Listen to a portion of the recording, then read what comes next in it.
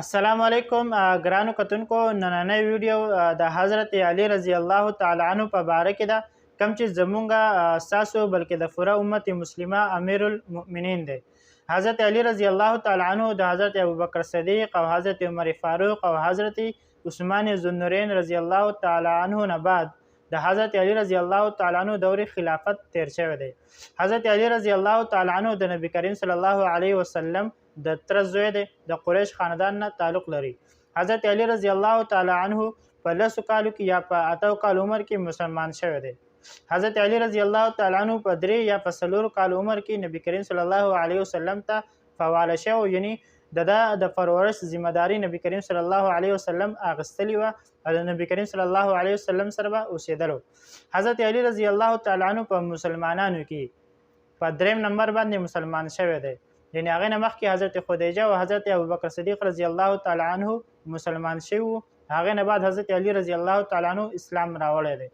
او په هلکانو کې په ماشومانو کې ټول نه مخکې حضرت علی رضی الله تعالی عنه اسلام راوړی دی، څنګه چې په سړو کې حضرت ابوبکر صدیق او په ځوانو کې حضرت خدیجه رضی الله تعالی عنها اسلام راوړی دی.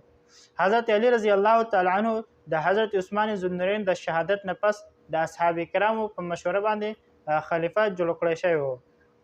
حضرت علی رضی الله تعالی عنه 4 کاله 8 میاشتې او 3 ورځې حکومت کړی دی. حضرت علی رضی الله تعالی عنه د بهادرۍ او د علم حضرت علی رضی الله تعالی عنه په علم کې هیڅ قسمه ثاني نه لري، یعنی په اصحابو کې حضرت علی رضی الله تعالی عنه ته الله رب العزت ډیر زیات علم ورکړی و.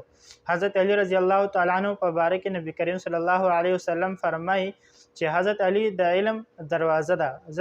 زه د علم شهر یم او حضرت علی د علم دروازه ده.